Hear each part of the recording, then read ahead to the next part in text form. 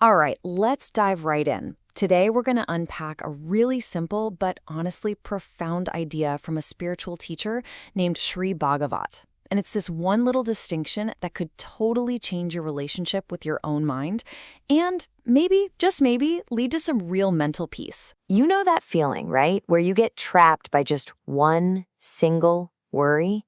It's like it completely hijacks your brain, playing on a loop over and over, and you just feel stuck. I mean, it happens to all of us. That one thought just holds your whole day hostage. It drains your energy, it kills your focus. You can't be present for anything. But here's the big question we're going to explore. What if the problem isn't actually the thought itself, but how we're dealing with it? So let's frame this whole problem in a way we can all get. Picture those relentless thoughts like an unwanted house guest. You know the one. They've shown up uninvited in your mind and they just refuse to leave. And this is a classic scenario, right? Like in the source material, there's this story about a man who's just tormented. He's lying awake, can't sleep, all because of this one single concern that just won't let go. And believe me, he tries everything to get rid of it. But here's the crazy part, the paradox he runs into. The more he tried to fight it, the more he tried to push it away, the stronger it came back. It just kept coming, wave after wave. It's exactly like trying to hold a beach ball underwater, you know? The second you let go, it just shoots up with even more force. That struggle, that's the real problem. Okay, so if fighting our thoughts is a losing battle, what's the alternative? Well, the answer is in this really brilliant distinction. It's the difference between two very specific ways our mind works, which the original text calls syntheny and syntipu. So first up, we have thought, or syntheny. Think of this as any mental thing that just pops into your head. It's totally passive, it's automatic. You don't do a thing to make it happen. The metaphor used is a cloud drifting across the sky. It just appears, floats on by, and then it's gone.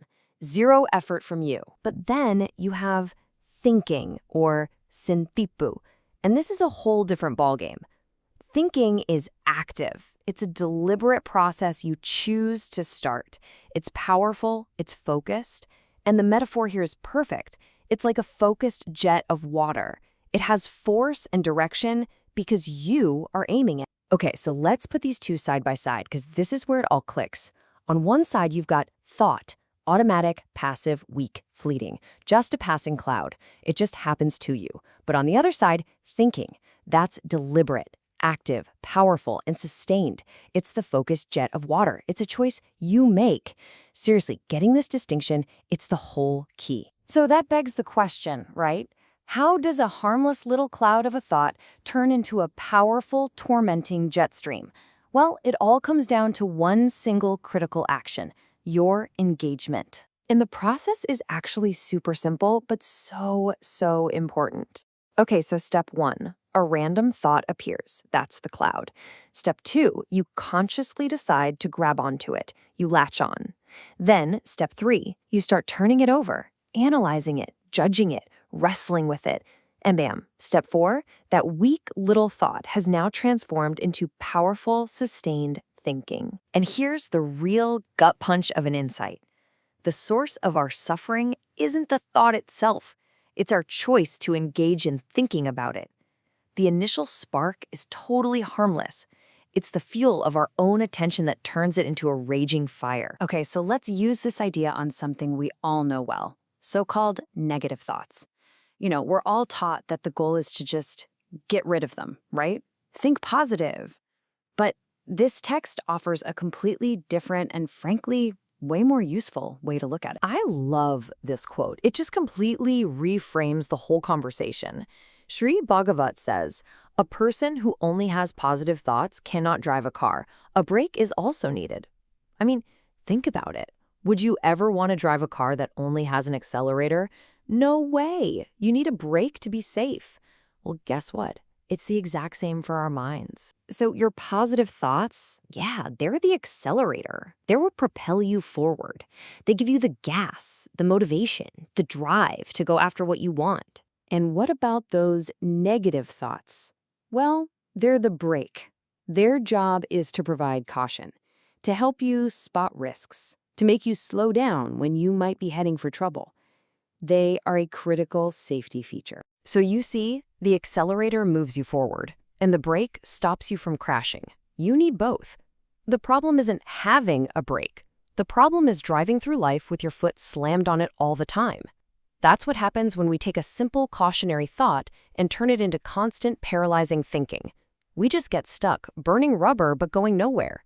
All right, let's bring this all home. What does this actually mean for finding a little bit of quiet in our day-to-day lives? It means we can finally call a ceasefire. We can stop fighting this constant war inside our own head. Because here's the secret. You don't need to fight or control or suppress your thoughts. The goal was never to have a totally empty mind. It's not about winning some epic battle. It's just about knowing the difference between a harmless cloud passing by and a powerful jet of water that you are choosing to aim. And this is the ultimate freedom right here. You just grant your thoughts the freedom to come and go. As the text says, just as they appear on their own, they will disappear on their own. So when a thought pops up, just notice it. That's it. Don't grab it. Don't wrestle with it. Don't turn it into thinking. Just let it be a cloud and watch it float on by. So that leaves us with a really practical question for right now. You can't stop thoughts from popping up. You can't stop the clouds from appearing in the sky of your mind. But you and only you have the power to choose which ones you grab onto and turn into thinking. So, which thoughts are you going to choose not to engage with today?